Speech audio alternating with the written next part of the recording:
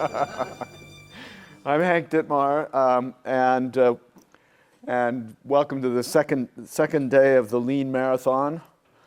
We'll be lean by the time we're done, and I'm happy to be presenting at the beginning of the day because it was getting awfully stuffy toward the end of the day yesterday. This presentation is a little bit different than what we did most of the time yesterday. This is actually an hour-long session where I'm going to be presenting the Lean Scan, which is the first of a series of tools that we're going to lay out. Then we'll follow that, and I'll be asking David Brain and Scott Bernstein to respond and to talk about some of the issues that are raised by the Lean Scan as opposed to the sort of new urban charrette. And then we'll revert to the white paper and case study format, which is half-hour sessions looking at that throughout the course of the day. So if you have questions about those, Brian can help out with that. The Lean Scan is as I said, intended to be one of the tools, and I guess it's within the seam of the new of the Lean Urbanism. It's the middle piece right here of the return to common sense. It's the piece that takes us from problems to beginning to formulate solutions. And so it's the linking, it's the inventory, and it's the assessment of capacity and opportunity, and then the formulation of the action plan. And it would then, in the process that Andreas laid out yesterday, it would then lead to the application of the platforms or the tools that we're going to develop. And so just to remind people, and for those who weren't here, the Project for Lean Urbanism is intended to restore common sense to the processes of development, building, starting small businesses, community engagement, and acquiring the necessary skills to do so. And the Lean Scan is part of the tool building part of that, and that's what we're doing. We're creating tools so that community building takes less time, reduce the resources required for compliance, and frustrates fewer people. These are intended to be open source tools once they're developed and as they're being developed. So we don't think that the Project for Lean Urbanism will own the Lean Scan. We will own the process of building and developing the tool. But as the tool is developed and made available, we're certainly hoping that many people take it on board. We're trying to build a movement, and we're trying to build a process for getting things done, not and so the intellectual capital that's created will hopefully be shared capital, community capital, if you will. And so the focus is on smaller scale and incremental development, and I don't think I really need to get into that. We talked yesterday a little bit about the market segments that the Lean Scan will address. Clearly, there's an emphasis on providing tools for the millennial generation, not just urbanists, but others. Immigrant communities as a group moving into places with energy to make a difference. Makers and small manufacturers, small business. And I would add, particularly for the Lean Scan and particularly for working in places, associations, community organizations, nonprofit housers, business improvement districts, Main Street organizations, and all of the Alexis de Tocqueville kind of gathering together of people in places, it may to try to make a difference. So the Lean Scan is about finding opportunities, latent opportunities in a place, and it's focused at the level of the town or the district, the corridor, the neighborhood.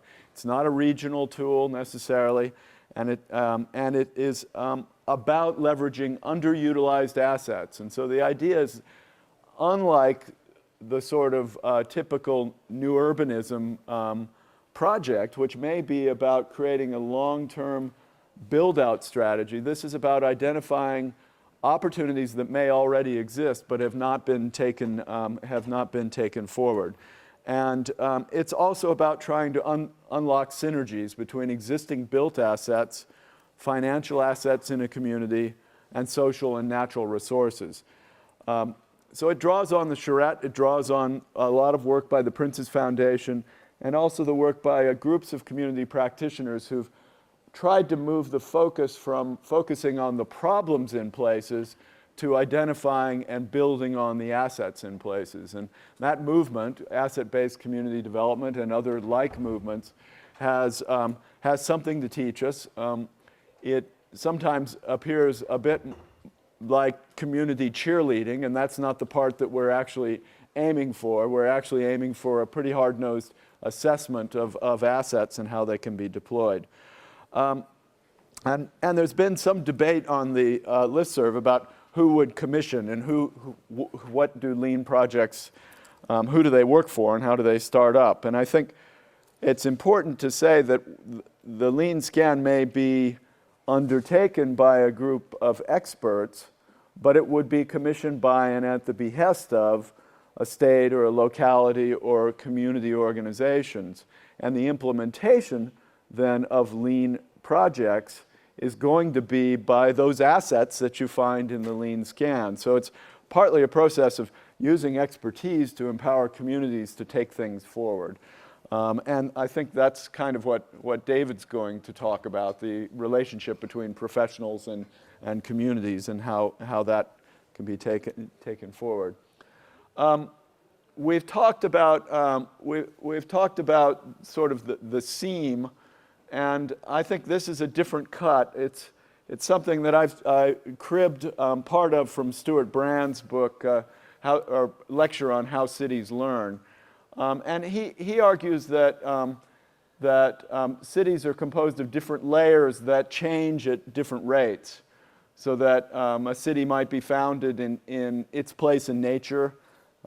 City of Lincoln, it was founded at the only place to ford a river.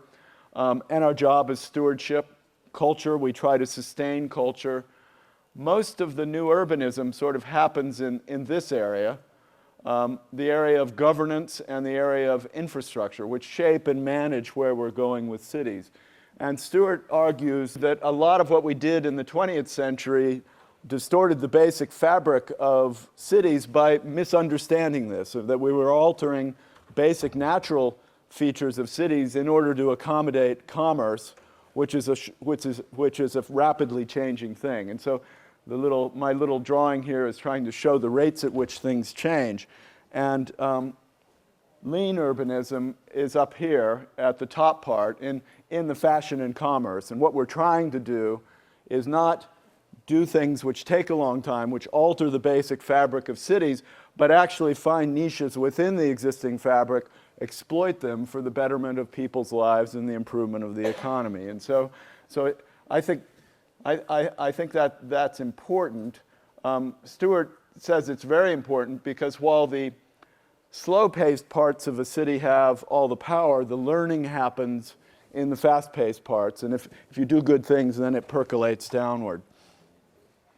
So the Lean scan, as I've formulated it, has 7 different stages. And you might see them as happening in a sort of charrette, or you might see them happening over a couple of individual workshops. And I think we might try both things. I don't think long charrettes are very lean. I think actually the way the foundation has been doing things recently is much more in quick hit short workshops. And if you're not trying to break through to a grand projet, it may actually make just as much sense to do it in the short things. So I'll go through these: inventory, mapping, barriers, integration, incremental interventions, application of the tools, and an action plan, or the steps. And I'll go through each of those in sort of in succession. The asset inventory is really about coming in and where we might in a charrette do an analysis that looks at the regional structure and other things. What we're focusing on in the Lean scan is underutilized or latent assets. And it's bringing both the experts who can apply urban analysis, data that you can find, and stakeholders in cataloging what there might be in a community. Scott Bernstein was in London with me recently, and we discovered an alley in my neighborhood that is clearly been opportunistically occupied by makers and by shops and other things. And it turns out to be, you know, one of the cooler parts of the neighborhood. And it's that kind of asset inventory that you might develop. And so there are three techniques which we can use: open access data, and Scott's going to talk about issues with sort of smart cities and data and making it meaningful for people; structured interviews with community members; and urban analysis. And within doing that, I would argue that we should structure it along the lines of the Prince's Foundation's community capital process, around built capital, natural capital, social capital, and financial capital, and that in each of these there's a sort of inventory process that should make sense. What I've tried to do is outline that in terms of an asset inventory and also an understanding of the sort of limitation of that onto lean and the appropriate scale of the intervention. So this is the foundation sort of community built asset matrix. So for built, you might be looking for vacant properties and vacant land within the community and identifying where that is. You might be looking at unused capacity in transport networks or other infrastructure and identifying where that would be. And opportunities to tap into the movement economy within a neighborhood where it's not being tapped into because of barriers. Important landscapes and historic buildings, really getting a sense of what the community values. Locating the heart of the community. And what we were calling the alley inventory, walking and driving the area with locals, looking for street art, looking for nodes of activity, third places, those workshops that we heard about behind walls, and vacant and underutilized buildings. So again, it's a combination of urban analysis and interview techniques. Natural is pretty simple. It's identifying the natural features that can lend value to the area. So often, waterfronts are backed onto instead of fronted onto, and you can begin through public realm improvements and other things to make a difference there. Greenway corridors for travel or walking through.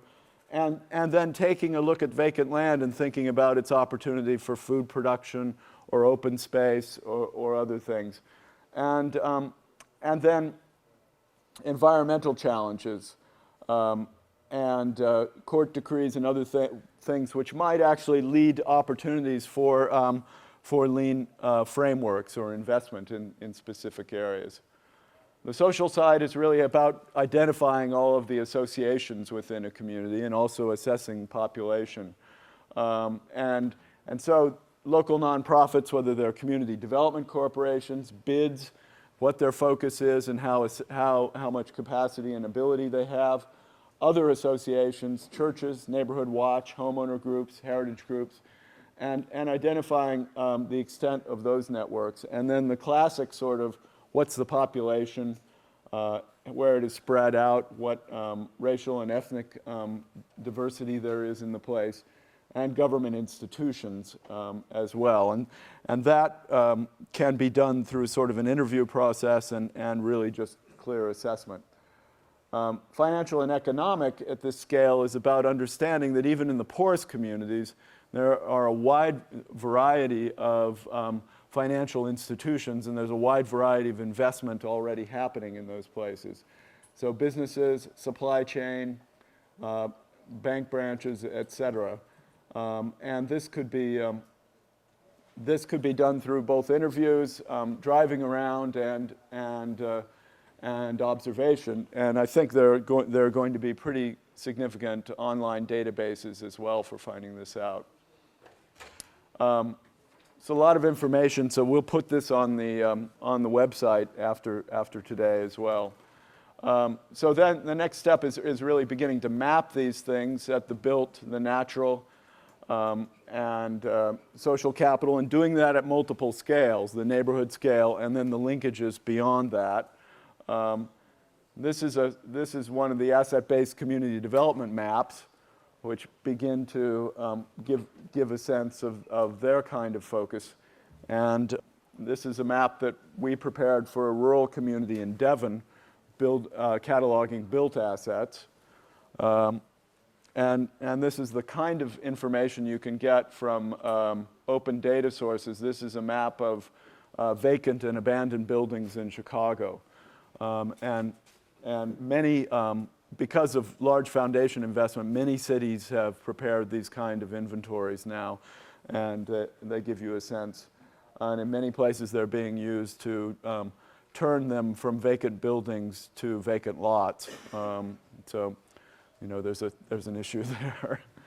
I remember going into New Orleans and seeing this map of vacant buildings, and then hearing the guy who ran the program call them the assessment of lots, and so there's a bit of that which is not necessarily lean. And this is another map that has different layers of buildings, demolitions, violations, and construction. And this really built on something that Scott did years ago. Was it the neighborhood early warning system, which looked at code violations in cities so that you could identify how to stop sort of the process of demolition. So then I've included a step called the Buron inventory, which we might want a slightly more politic name, but it's looking at the barriers and talking to people and figuring out why it is nothing has happened.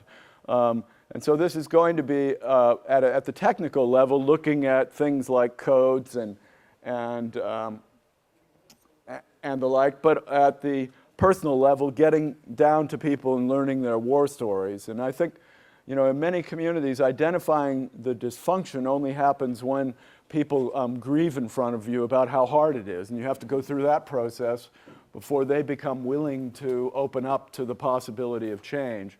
And I've seen this in disaster areas, but I also see it in poor communities, and I see it in communities that have been shafted by bad developers. And so there's a process there. And I think making a list, working out a list of how do you address Burons that are themselves not insulting. Like an overly Baroque code. Yeah. You know, that kind of stuff. Rather than going after the Buron itself. Oh, it's the Buronics, not the Buron. Yeah, it's a Buronics inventory. But it's beyond that. It's how do you state what the impediments are. That's going to require, I think, some real creativity. You're talking about a lexicon. I mean, it's a lexicon that's not insulting. Creating pleasant enough terms. Right. You have to go into their dictionary, use their words. And I think you do things like you talk about, of course, these are unintended consequences. Yeah, I like that, Or it's, you know, the example I gave about the idea that actually, you know, you have The trapped regulator. Yeah, you have a program to bring empty homes back to life in the community, and that's something everyone wants. Everyone wants them to be safe, so you have building codes, and then you have a market. And if you put the three of them together, you end up with a situation where it costs more to put the home back into safety than the home is worth after it's done. So you have a problem, and that's an unintended consequence of three good things. Yeah, you have that value, that discrepancy of value or something. Yeah. Another term is I put Buron in because it seemed to me that we had embraced it, and if it's still an open debate, that will change as we debate it in the larger project. So integration, I think, is the next thing, and it seems to me there's no point in looking at natural, built, and social if you're not going to then bring them together and leverage them. And so this is really the question of how do you leverage it, and it begins to be address a point that Bruce Donnelly raised on the list a couple of days ago, which is the question of subsidiarity and where it happens. So you're looking, the integration point, you may have identified a problem, and you want to look for an association or an institution or a social capacity to actually take that on. So it will have a component that's about sort of what is the capacity of this group, and what enhancements to capacity can be delivered through this process to enable them to take something forward. And the example I gave was a housing association might be focused on building new houses, but if actually the issue is filling empty houses, are they the right group? Might they be a group to take on that challenge? Do they have skills in construction that they could bring to rehab and repair? Similarly, who's going to fill them? Again, then, so once those have been identified, what you want to do is identify interventions, lean interventions that go forward. And I've tried to call them incremental because incremental interventions that work across multiple categories. And it seems to me that lean, if it is to work, is about synergy between different assets within a community, unlocking synergies that might not be seen. And part of why we look at capacity is to find capacities that people don't value or find capacities in different sectors and bring them together. And so at this point, we would try to apply the cutting tools.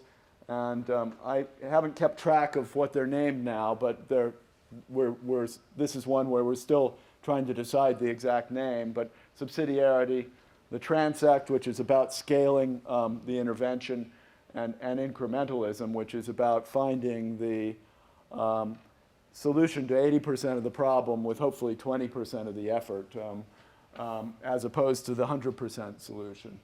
Can I just say that it seems like with 4 and 5, there's something that a maneuver that I would hope would do is that you inventory what you have and what your impediments are, and when you're looking to integrate it, you can say, okay, we've been looking for your capacity to take on this responsibility, and if you did this, then we could give you that responsibility.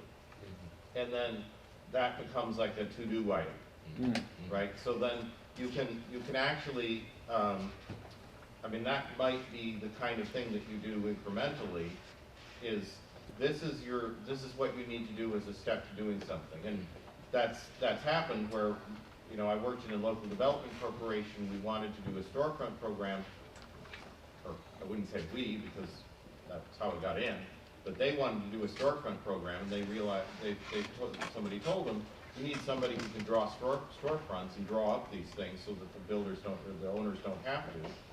And then they hired me to do it, because I could do it, and then that fulfilled the requirement, and then they were then capable of handling it, so they got that level of subsidiarity so that it wasn't the city storefront program, it was the neighborhood. I mean, the example of the pink zone might be one where you identify within the lean scan the area where you want to have a reduced development code.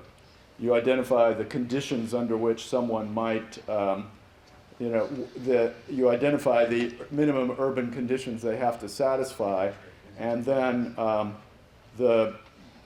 the building officer or the CDC is authorized to sign things off, and you don't have to come forward. But to do that, there might be a series of conditions that have to be met in terms of who's trained to do that within the local community. So I agree with that. Just to say, incrementalism. Sorry to interrupt, but sort of along the same lines. When I wrote up the results of a 10-year-long, $10 million grant from the Kellogg Foundation that had to do with public health, we went to the people who were administering the grant and said what worked best. And they found, and this kind of ties in with the asset searching part of the scan, is it seems to me you don't just want to look at the assets from a point of view of how can they help what we want to set forth, but how does it fit in with their mission? Because if they don't believe in what you're doing and they don't see how it can benefit them and forward them and what they're trying to do, the good stuff in the world, they're going to be less enthusiastic. And if it fits in with not exactly, but say it's, I don't know, Pregnant Women's Association, and you're showing them how it's going to improve fetal health or something like that, then it's going to be much more likely that they'll support you.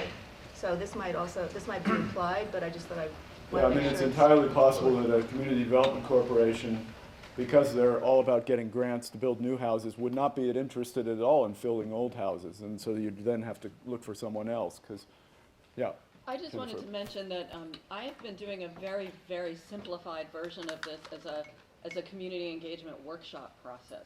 So you mentioned structured interviews, but a lot of this can also be done collaboratively with folks in a public workshop setting.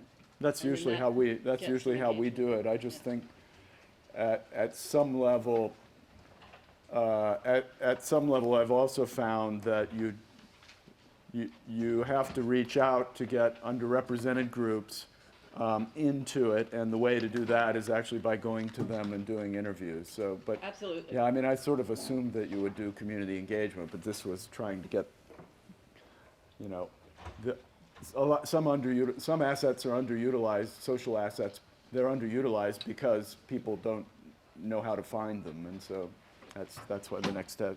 Totally agree, though. Just to remind everyone, incrementalism does not mean doing a small thing by itself.